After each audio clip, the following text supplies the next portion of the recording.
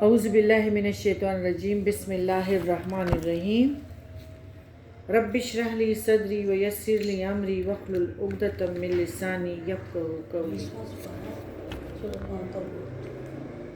آج ہمارا یہ تا سورہ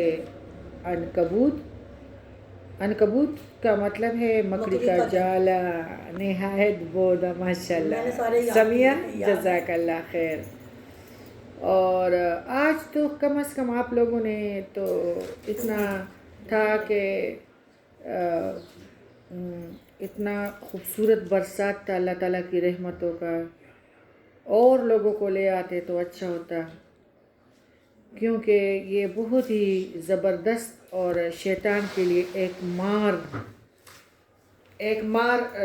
کی ایک وہ ہے صورت ہے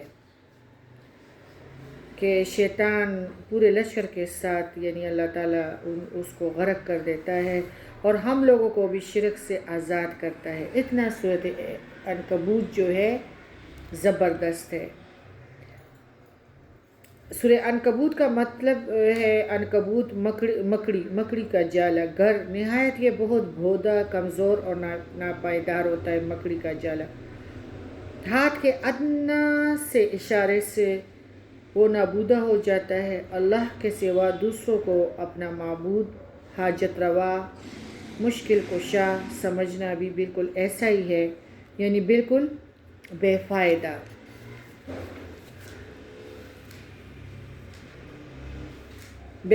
ہے، کیونکہ وہ بھی کسی کے کام نہیں آ سکتے۔ اس لیے قبروں کے آگے سجدے لگانا، کسی کے آس پہ بیٹھنا کہ وہ کر دے گا، نہیں، اللہ تعالیٰ کرنے والا ہے۔ اللہ تعالیٰ کے ساتھ باتیں کریں، 2 رکعت نفل کریں، خواب غفلت سے بیدار ہو جائیں تو انشاءاللہ اللہ تعالیٰ پھر خود ہی ملتا ہے اور اللہ تعالیٰ کی مدد پہنچتی ہے۔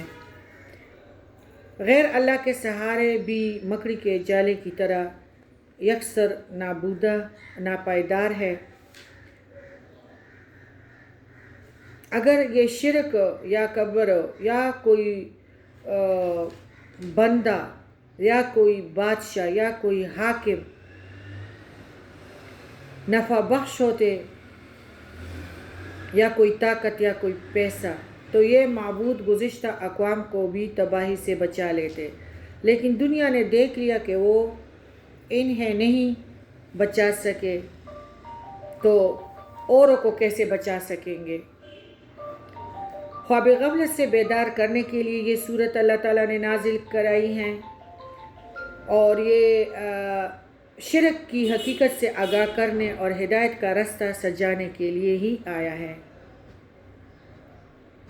اس کی اللہ تعالیٰ کی شریعت کا اور اس کا دلائل ہے، اور اس میں علم ہے، اور غور فکر کرنے والوں کے لیے ہی بہت ہی زبردست ایک صورت ہے سورہ عنکبوت۔ اللہ تعالیٰ کے سوا کارساز مقرر نہیں رکھنے چاہیے۔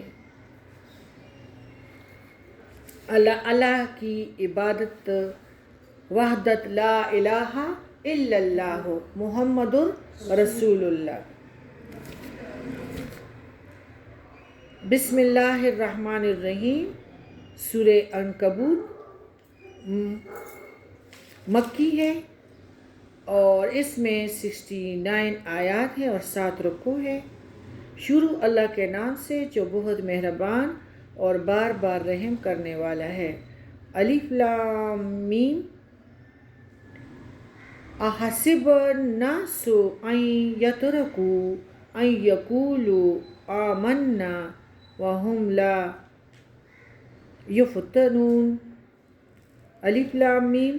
کیا لوگوں نے یہ گمان کر رکھا ہے کہ ان کے صرف اس دعوے پر کہ ہم ایمان لائے ہیں ہم انہیں بغیر آزمائے ہوئے چھوڑ دیں گے؟ یعنی بغیر امتحان کے کوئی مسلمان جو ہے وہ نہیں رہ سکتا، آزمائشیں اچھے لوگوں پہ ہی آتے ہیں، اور یہ صورت جو ہمارا ہے یہ بہت ہی آزمودہ ہے تاکہ ہم اللہ تعالیٰ کے ساتھ ہو جائیں اور ہم اللہ تعالیٰ کے ساتھ ہی اچھی طرح دوستی نبھائیں۔ یہ سن 5 نبوی میں نازل ہوئی ہے ان لوگوں نے یہ سوچ لیا کہ یعنی پیارے نبی کو چٹکیوں میں اڑا دیں گے، ویل کو کل کیا جائے گا تو بات ختم ہو جائے گی، یعنی نبی کریم صلی اللہ علیہ وسلم کا کوئی سہارا نہیں ہے تو ہم اس کو ختم کر دیں گے، لیکن جس کا رب بنے تو ان کو تو کوئی ختم ہی نہیں کر سکتا۔ اب تو مکے میں جوان غلام بھی ایمان لے آئے، تو اور جو بہت ہی گرویدہ ہو گئے، منصف بن عمیر ایمان لے آئے جو بہت امیر زادہ تھا، اس کی خوشبوئیں پورے رستوں میں پھیلتی تھی، لوگوں کو پتہ چلتا تھا کہ منصف گزرے ہیں۔ عثمان بن عفان ایمان لائے، سعد بن وقاص ایمان لائے، اونچے گھرانوں کے ایمان نوجوان لے آئے۔ زور والی بات ان کے لیے، مکے والوں کے لیے یہ تھی کہ ان کے غلام ایمان لے آئے۔ غلاموں کی حیثیت تو یہ ہوا کرتی تھی کہ جیسے بکری کے بچے کو ذبح کیا جائے، خون بہایا جائے، بس ان کی بکری تھی، جو بھی کیا اچھا کیا۔ غلاموں کی یہ حیثیت تھی مکے میں، جب مالک کا جی کیا اس کا گوشت کھا لیا، مالک سے کوئی پوچھنے نہیں آتا تھا کہ بکری تم نے کیوں ذبح کی، کیونکہ بکری ان کی ملکیت تھی۔ غلاموں کے ساتھ جو چاہتے تھے کر سکتے تھے، جس طرح ستائے مارے ہلاک کر دے، کوئی مقدمہ ان پر نہیں ہو سکتا تھا، یہی قانون تھا، کیونکہ ان کی ملکیت تھی غلام۔ تو سب سے شدید معاملہ جو ہوا ہے وہ حضرت بلال رضی اللہ تعالیٰ عنہ، اور پھر ایسے لوگ جو خلیف کی حیثیت سے رہتے تھے، غلام نہیں تھے، یعنی امن ٹیکس دیتے تھے۔ قریش بھی نہیں تھے، مکے میں ان کا امان تھا، کسی کی پناہ میں رہتے تھے۔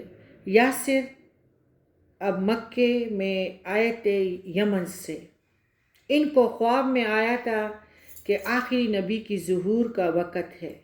یمن میں عیسائی زیادہ تھے، خواب سے ان کو اندازہ ہوا کہ اس علاقے میں نبی صلی اللہ علیہ وآلہ وسلم کا ظہور ہونا ہے۔ ابو جہل کا چچا بہت ہی شریف انسان تھا، حضرت یاسر اس کے زیر کفالت رہے۔ ان کی ایک لونڈی تھی حضرت سمیہ رضی اللہ تعالیٰ عنہ، اس کی اجازت سے ابو جہل کی چچا نے حضرت یاسر سے نکاح کر دیا۔ اللہ نے ان کو ایک بیٹا عطا کیا، اس کا نام عمار رکھا۔ ان تینوں کا ایک خاندان بنا۔ اس دوران بدقسمتی سے ابو جہل کے چچا کا انتقال ہو گیا، گویا اس خاندان کا کفالت ابو جہل کے ہاتھ میں آیا۔ ان پر ایمان لانے پر جو تشدد کیا وہ تو آپ سب کو بھی پتہ ہے نا، اور تاریخ بھی گواہ ہے۔ حضرت سمیہ کی شرمگاہ میں تیر مارے، اور جو تھے یاسر ان کے پاؤں 2 اونٹوں کے ساتھ باندھ کے مختلف سمت پہ بگایا اور ان کو شہید کیا۔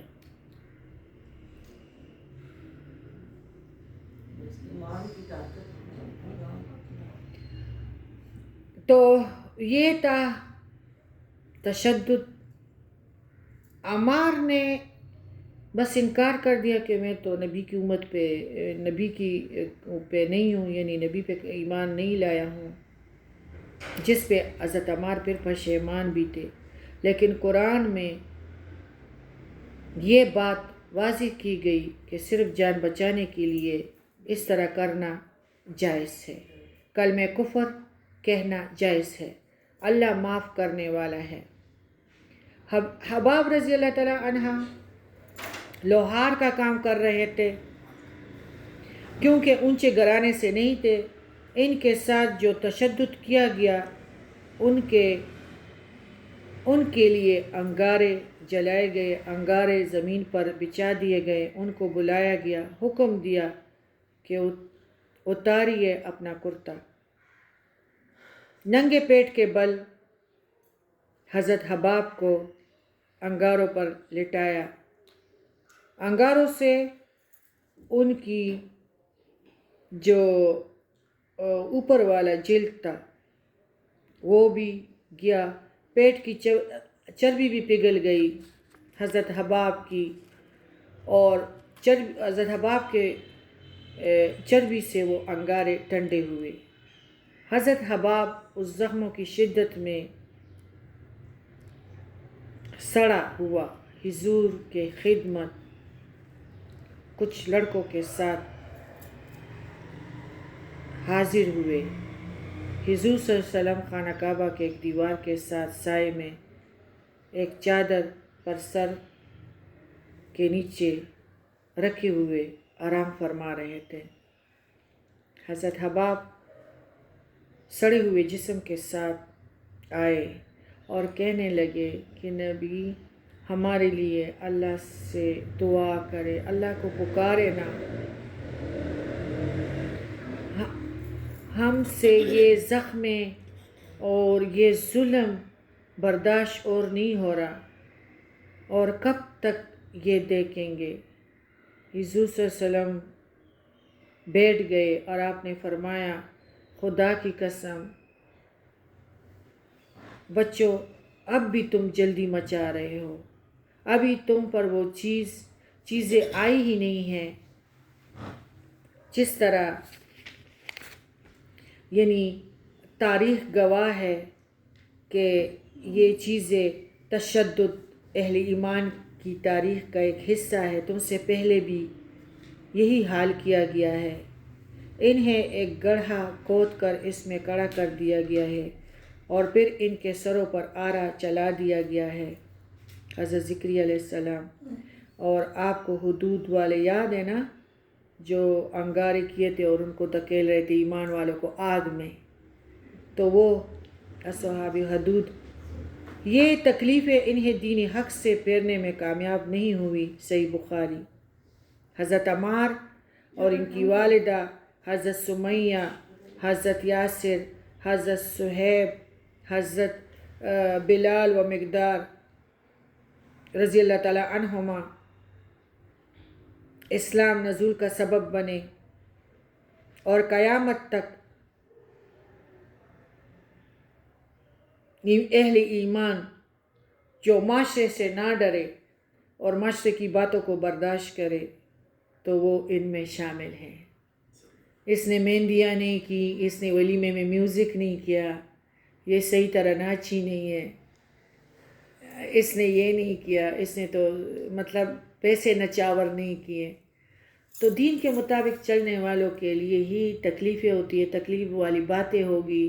اچھا یہ بڑی دیندار بنتی ہیں تو یہ والی تکلیفیں ہوتی ہیں، یہ تکلیفیں لوگ دیتے ہیں دینداروں کو، تبلیغ پہ بھی مطلب وہ مذاق اور لطیفے بناتے ہیں۔ نبی کریم صلی اللہ علیہ وسلم، قیامت تک میرے ایمان والوں کو نشانہ بنایا جائے گا، آزاد خیالوں کو نہیں، جو دنیا کے ساتھ زمین پہ چپک گئے ہیں ان کو کچھ نہیں کہیں گے۔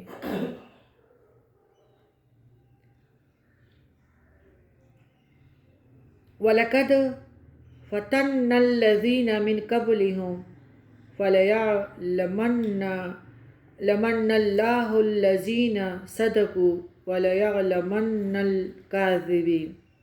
ان سے پہلے لوگوں کو بھی ہم نے خوب جانچا، یقیناً اللہ انہیں بھی جان لے گا جو سچ کہتے ہیں، اور انہیں بھی معلوم کر لے گا جو جھوٹے ہیں۔ یعنی اللہ تعالیٰ اس طرح مومنوں کو نہیں چھوڑے گا، یہ سنت الہی ہے جو پہلے سے چلی آ رہی ہے، اس لیے وہ اس امت کے مومنوں کو بھی آزمائش کرے گا جس طرح پہلے امتوں کی آزمائش کی ہے۔ اور ظلم و ستم کی شکایت جو انہوں نے کی، جس کا نشانہ وہ کفار مکہ کی طرف سے بنے ہوئے تھے، اور رسول اللہ سے دعا کی درخواست کی تاکہ اللہ تعالیٰ ان کی مدد فرمائے، پھر آپ نے یہ تاریخ دہرا دیا کہ اسی طرح ان لوگوں نے کیا تھا۔ اصحاب الحدود وہ سب کچھ آپ کو بھی یاد ہے۔ ام حسب الذین یعملون السیئات ان یسبقون ساء ما یحکمون، کیا جو لوگ برائیاں کر رہے ہیں انہوں نے یہ سمجھ رکھا ہے کہ وہ ہمارے قابو سے باہر ہو جائیں گے، یعنی ہم سے بھاگ جائیں گے اور ہماری گرفت میں نہیں آ سکیں گے۔ جدھر بھی جاؤ یعنی آؤ گے اسی زمین کی طرف، اس کی مٹی کی طرف۔ خدا کرے تم ساری دنیا پہ حکومت کرو، جتنا بھی کرو، لیکن ادھر سے نکلنا نہیں ہے۔ زمین اور آسمان کے کناروں سے اللہ تعالیٰ فرماتے ہیں نکلنا نہیں ہے، میرے گرفت سے نہیں نکل سکو گے۔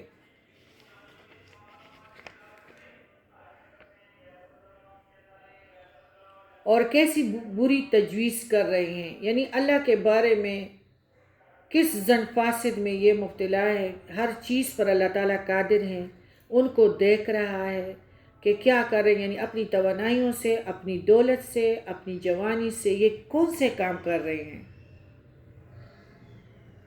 ہر بات سے اللہ تعالیٰ باخبر ہے، اور پھر اس کی نافرمانی کر کے اس کے مواخذہ عذاب سے بچنا کیوں کر ممکن ہے۔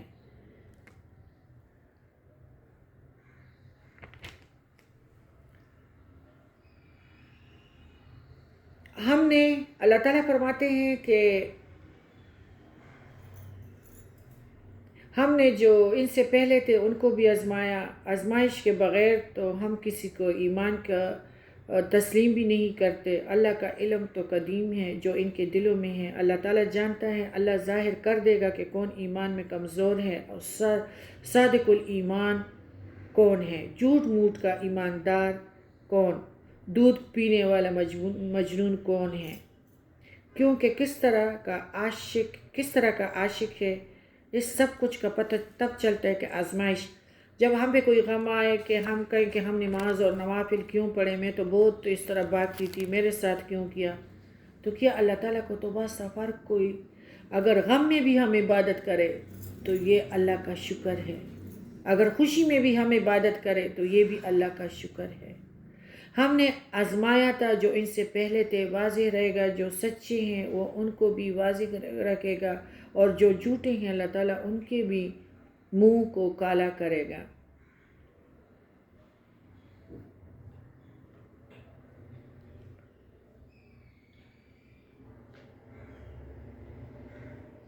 ام حسب الذین یعملون السیئات ان یسبقون ساء ما یحکمون، کیا جو لوگ برائیاں کر رہے ہیں انہوں نے یہ سمجھ رکھا ہے کہ وہ ہمارے قابو سے باہر ہو جائیں گے۔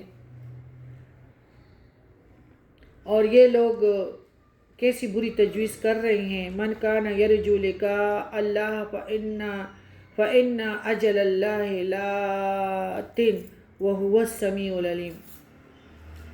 اللہ تعالیٰ نے کچھ یعنی ادھر ذرا مسلمانوں کو تھوڑا سا ڈانٹ بھی دیا ہے، پھر اللہ تعالیٰ نے ادھر محبت کا اظہار بھی کیا ہے کہ یہ تو تم لوگ مجھ سے ملنا چاہتے ہو تو اس طرح یہ چیزیں برداشت کرتے ہو۔ ایمان کی طاقت ہے کہ لا الہ الا اللہ محمد الرسول اللہ، یہی دوستی ہے تم لوگوں کی میری، کہ دنیا کی ظالموں کی طرف ہو، دولت مندوں کی طرف ہو، حرام کی طرف نہیں دیکھتے۔ یہ تو میرے ساتھ تم لوگوں کا عشق ہے۔ یعنی اگر جب احباب کچھ جوانوں کے ساتھ آ گئے اور پھر یعنی ذرا اوپر والی آیات میں نمبر 2 میں کوئی ڈانٹ پڑ گئی تو پھر اب اللہ تعالیٰ نے شفقت بھی کیا ہے، اور جس طرح ایک شفیق استاذ اپنے شاگرد کی جھڑکی بھی دیتا ہے، سزا بھی دیتا ہے، پھر شاباش بھی دیتا ہے، حوصلہ افزائی بھی کرتا ہے، اللہ تعالیٰ کا معاملہ بھی اپنے مومنوں کے ساتھ اس طرح رہتا ہے کہ اوپر کی 2 آیاتیں تھوڑی سی اظہار ناراضگی ہے اور پھر اظہار شفقت ہے۔ یہ جو ابو جہل حضرت سمیہ کو مار رہا ہے، یا یاسر کو مار رہا ہے، یا ٹارچر کر رہا ہے، یا حضرت بلال امیہ بن خلق اس کا آقا تھا، جو اس کو آپ کو پتہ ہے کہ کبھی چٹائی میں بند کر کے اس کو دھوئیں دیتا تھا اور کبھی انگاروں پہ لٹاتا تھا، اور اس انگاروں کی وجہ سے بخار بھی ہوا تھا، اور پھر مکے کے لوگوں کو رسیاں دے کے جانور کی طرح گھسیٹ رہے تھے گلیوں میں حضرت بلال کو، جس طرح جانور گھسیٹتے ہیں تپتی دھوپ میں، اور انگاروں پہ جب لٹاتے تھے تو پھر ایک گرم پتھر بھی اس کے سینے پہ رکھتے تھے۔ یہ کون کرتے تھے؟ امیہ بن خلف، لکھ دے، امیہ بن خلف اس کا مالک تھا۔ یہ گندی حرکتیں کرتے تھے، اور ان کا یہ گمان تھا کہ ہمارا ہی طاقت ہے اور ہم بچ کے رہیں گے اللہ تعالیٰ کی پکڑ سے۔ اللہ تعالیٰ فرماتے ہیں کہ کہاں میرے پکڑ سے بچ جائیں گے، گویا یہ اہل ایمان کی زخموں پر مرہم رکھا جا رہا ہے، یہ نہ سمجھو کہ بچے رہیں گے، یہ وقت آئے گا۔ حضرت بلال نے غزوہ بدر میں امیہ بن خلف کو قتل کیا، حالانکہ عبد الرحمن بن عوف نے کوشش کی کہ اس کو قید کیا جائے، امیہ بن خلف کو قید کیا جائے، قتل، لیکن حضرت بلال کا جو غصہ تھا اس نے اس کو مار دیا۔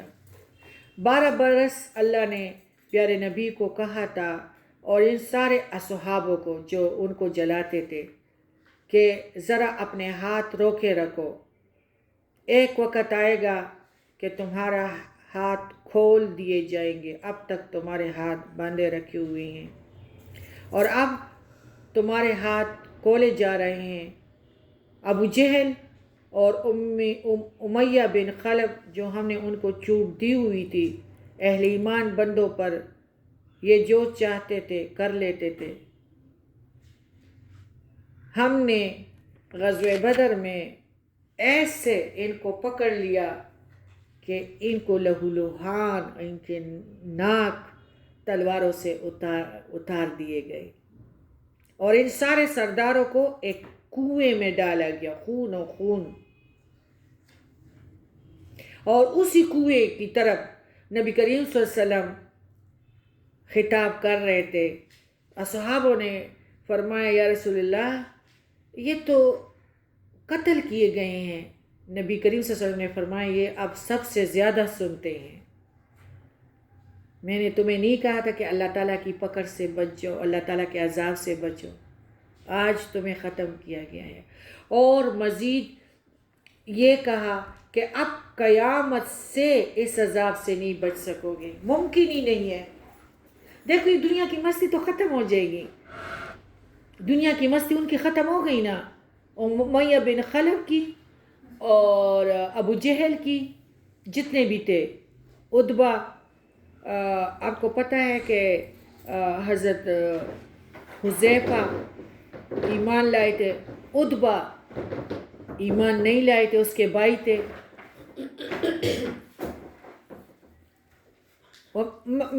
من کان یرجو لقاء اللہ فإن اجل اللہ لآت وہو السمیع العلیم، جس سے اللہ کی ملاقات کی امید ہو، بس اللہ کا ٹھہرایا ہوا وقت یقیناً آنے والا ہے، وہ سب کے سننے والا، سب کچھ جاننے والا ہے۔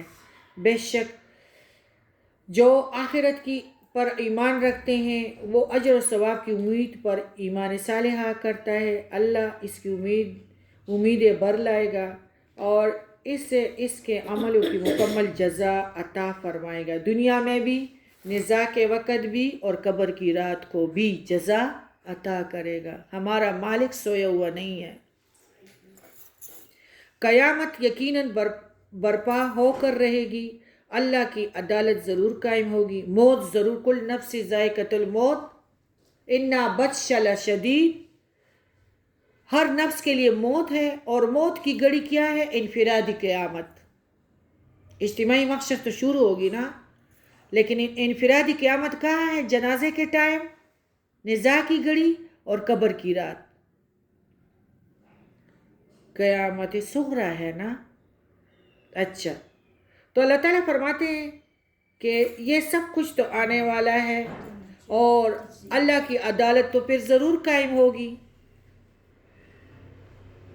وہ بندوں کی باتوں اور دعاؤں کا سننے والا ہے اور ان کے چھپے اور ظاہر سب عملوں کو جاننے والا ہے. اس کے مطابق وہ جزا اور سزا بھی یقیناً دے گا، دنیا میں بھی، موت کی گھڑیوں میں بھی، قبر کی رات کو بھی اور محشر کو بھی.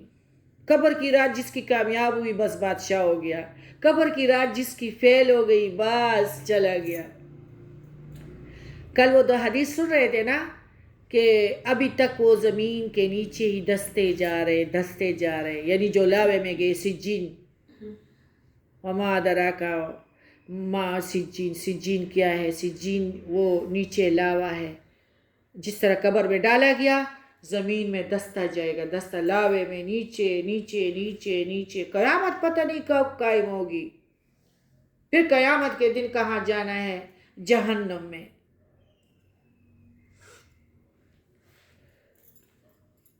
ومن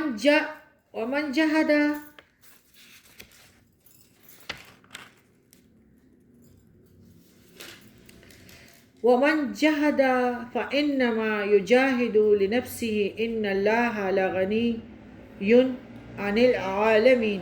ہر ایک کوشش کرنے والا اپنے ہی بھلے کی کوشش کرتا ہے، ویسے تو اللہ تمام جہان والوں سے بے نیاز ہے.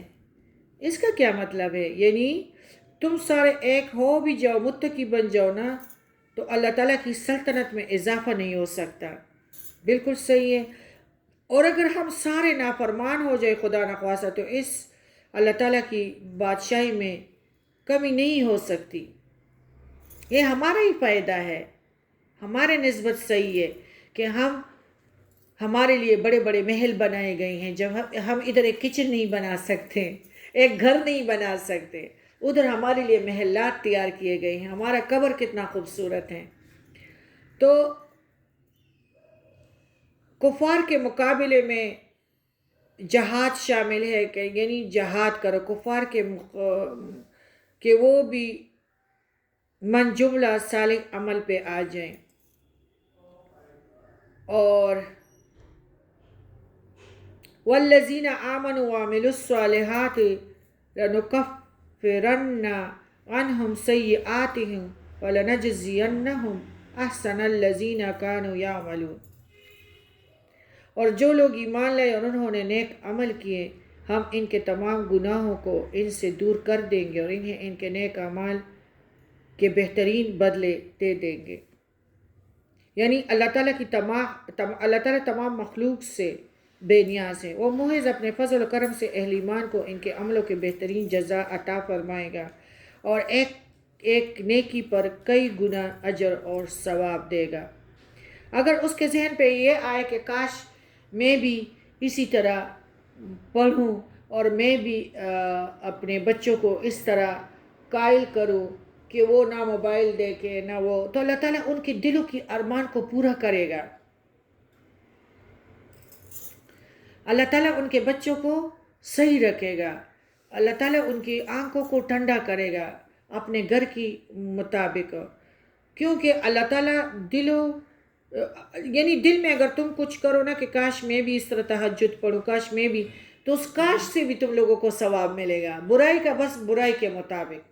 اس کا مطلب اس کا سوچنے سے بھی ثواب ملے گا. سوچنے سے بھی ثواب ملتا ہے. ہم کتنے خوش قسمت ہیں کہ سوچنے سے بھی ثواب ملتا ہے. وَوَصَّيْنَا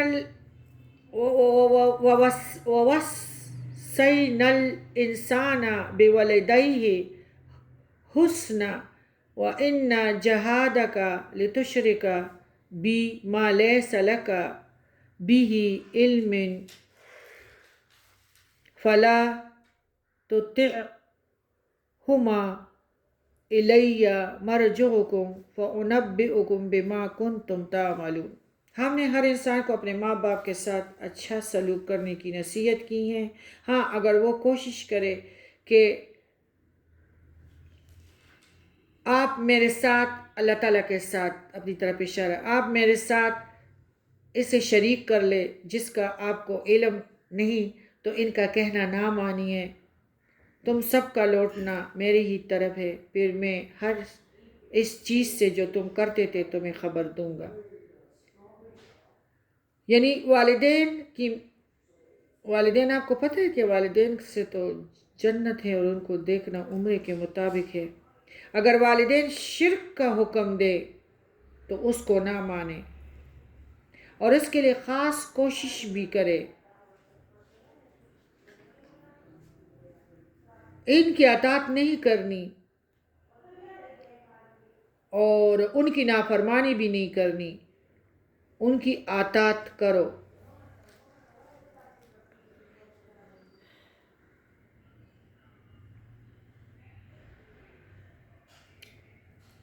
والذین آمنوا وعملوا الصالحات لندخلنہم فی الصالحین، اور جن لوگوں نے ایمان قبول کیا اور نیک کام کیے انہیں ہم نیک بندوں میں شمار کر لیں گے۔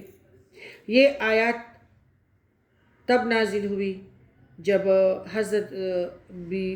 حضرت سعد بن ابی وقاص مسلمان ہوئے تھے اور ان کی ماں نے قسم کھائی تھی کہ تم اس سے اپنے پرانے دین میں واپس آؤ ورنہ میں کھانا نہیں کھاؤں گی نہ پیوں گی،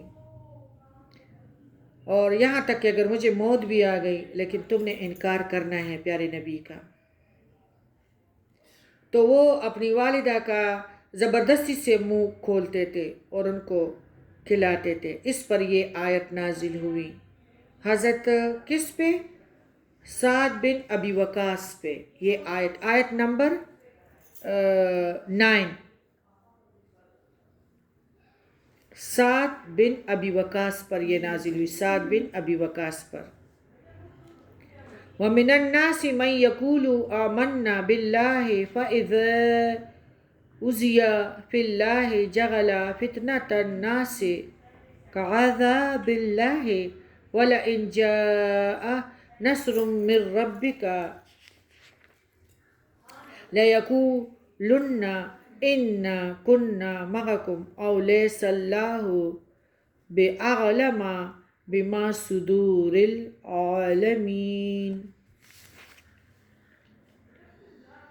اور بعض لوگ ایسے بھی ہیں جو زبانی کہتے ہیں کہ ہم ایمان لائیں، لیکن جب اللہ کی راہ میں کوئی مشکل آن پڑتی ہیں تو لوگوں کو اجزا دہی کو اللہ کے عذاب کی طرح بنا لیتے ہیں۔ ہاں اگر اللہ کی مدد آ جائے تو پکار اٹھتے ہیں کہ ہم تو تمہارے ساتھ ہی تھے۔ کیا دنیا جہان کے دلوں میں جو کچھ ہے اس سے اللہ خوب واقف نہیں ہے؟ اللہ تعالیٰ کمزور ایمان والوں کا حال بیان کرتے ہیں کہ جب انہیں تکلیف پہنچتی ہیں عذاب الہی کی طرح یا ان کے ناقابل برداشت ہوتی ہے تو نتیجتاً وہ ایمان سے پھر جاتے ہیں اور دین عوام کو اختیار کر لیتے ہیں۔ شادی آ گئی تو مہندیاں بھی رچائیں گے، ڈھولک بھی آئیں گے، سب کچھ ہوگا، پیلے بسترے بھی بچھائے جائیں گے، پیلے پھول بھی لائے جائیں گے۔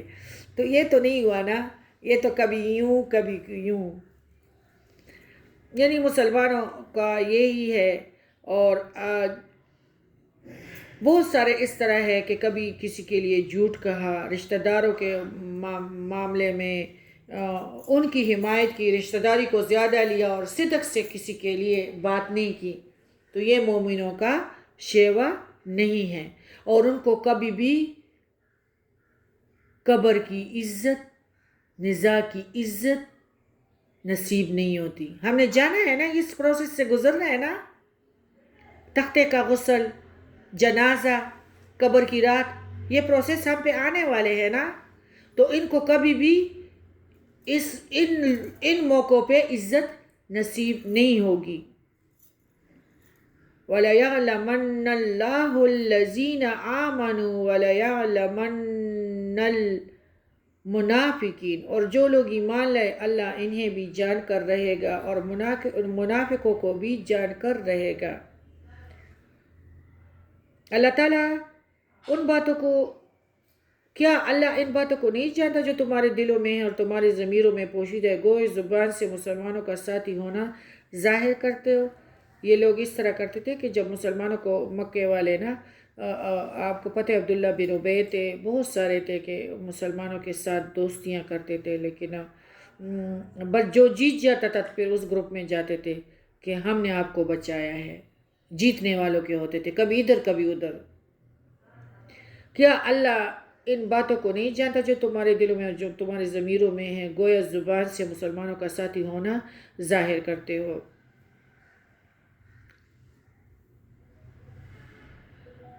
اللہ تعالیٰ خوشی اور تکلیف دے کر آزمائے گا مومنوں کو، مسلمانوں کو، تاکہ منافق اور مومن کی تمیز ہو جائے، اور جو دونوں حالتوں میں اللہ کی اطاعت کرے گا وہ مومن ہے، اور جو صرف خوشی اور راحت میں اطاعت کرے گا تو وہ اپنے حظ نفس کا مطیع ہے، اللہ کا نہیں ہے۔ اللہ تعالیٰ نے سورہ محمد میں آیت نمبر 38 میں فرمایا ہے وَلَنَبْلُوَنَّكُمْ حَتَّى نَعْلَمَ الْمُجَاهِدِينَ مِنْكُمْ وَالصَّابِرِينَ وَنَبْلُوَ أَخْبَارَكُمْ۔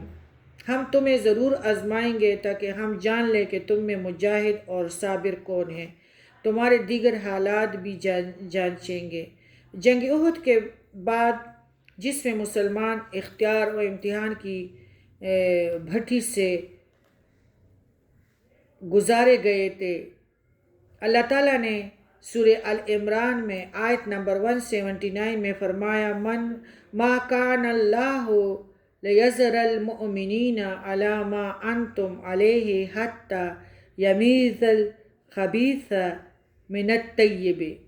نہیں ہے اللہ کہ وہ چھوڑے مومنوں کو اس حالت پر جس پر کہ تم ہو، یہاں تک کہ وہ جدا کر دے ناپاک کو پاک سے۔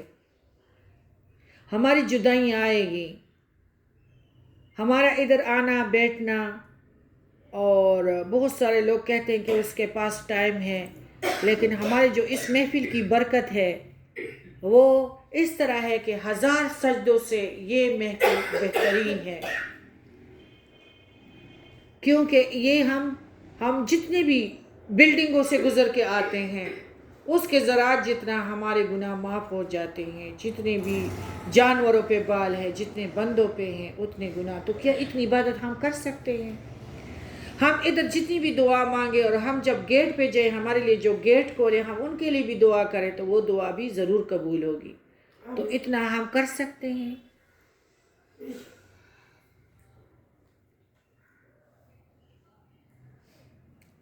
وَقَالَ الَّذِينَ كَفَرُوا لِلَّذِينَ آمَنُوا اتَّبَعُوا سَبِيلَنَا وَلَنَحْمِلْ خَطَايَاكُمْ وَمَا هُمْ بِحَامِلِينَ مِنْ خَطَايَاهُمْ مِنْ شَيْءٍ إِنَّهُمْ لَكَاذِبُونَ۔ کافروں نے ایمانداروں سے کہا کہ تم ہماری راہ کی تابعداری کرو، تمہارے گناہ ہم اٹھا لیں گے، حالانکہ ان کی گناہوں میں سے کچھ بھی نہیں اٹھانے والے، وہ تو محض جھوٹے ہیں۔ ماں اپنے بیٹے کو جہنم سے نہیں بچا سکیں گے، کوئی بھی کسی کو نہیں، اپنے باپ کو ہم نہیں بچا سکتے، نہ باپ ہمیں بچا سکے گا۔ ادھر ہم اپنی ایمان صحیح رکھیں گے، قبروں سے سجدے نہیں کریں گے۔ عید میلاد النبی پہ آپ لوگ خود کہتے ہیں کہ شکر الحمدللہ، اس چیز کا ہمیں پتہ نہیں تھا کہ ایک دم کسی سفید پتہ نہیں کرسی پہ چادر بچھائے کہ نبی کریم صلی اللہ علیہ وسلم تشریف لائے، بہت سارے یعنی شرک کی باتوں سے ہم نکل آئے۔ تو یہ شرک کی بخشش جو ہے نہیں ہے، اور یہ بہت ہی مشکل ہے۔ تختہ جب ہمیں غسل دیا جاتا ہے وہ جہنم کا پانی ہوتا ہے، جنازہ جب ہمارا اٹھایا جاتا ہے تو سینے پہ کتا بیٹھا ہوتا ہے، قبر میں جب ڈالا جاتا ہے تو سجین تیار ہے، لاوا شرک۔ آپ خود سوچیں، جو آج آپ نے ادبا خلف بن امیہ، ادبا حذیفہ کے بھائی تھے، آپ نے جو کچھ سنا، آپ مجھے بتا دیں کہ مزہ آپ کو آ گیا کہ ہمیں اتنے معلومات حاصل ہوئے؟ بہت مزہ ہے۔ ہاں، بہت مزہ ہے کہ آپ کو تاریخ کا پتہ چلا کہ بلال کے ساتھ کس نے کیا تھا، امیہ بن خلف نے کیا تھا، اور ابو جہل نے اس کے ساتھ کیا تھا، یاسر کو عمار کو، یاسر کو اور سمیہ کو شہید کیا تھا۔ حضرت حباب کو بھی کولوں پہ جلایا گیا تھا۔ یہ سارے نام آپ لوگوں نے نہیں لکھے ہوں گے نا؟ اچھا،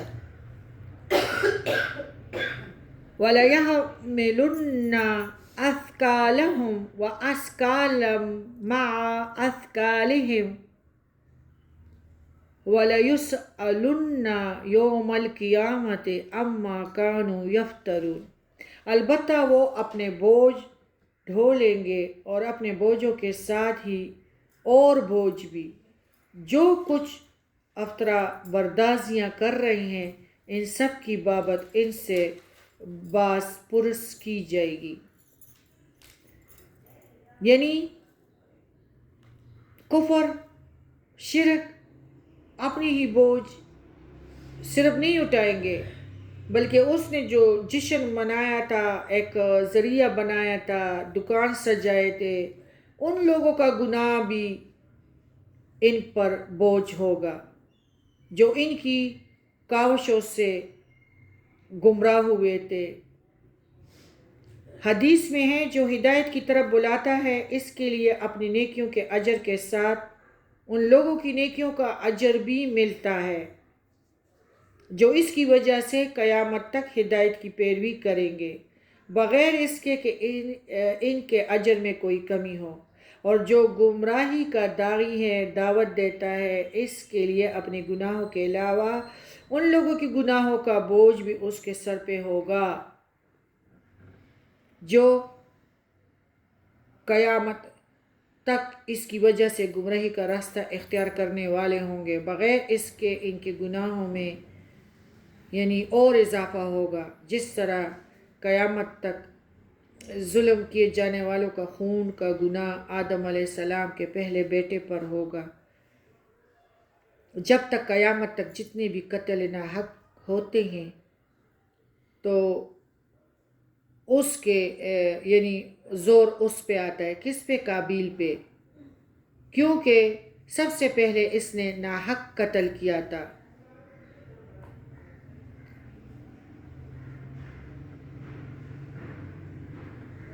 سبحانک اللہم وبحمدک اشہد ان لا الہ الا انت استغفرک واتوب الیک۔ السلام علیکم ورحمۃ اللہ وبرکاتہ۔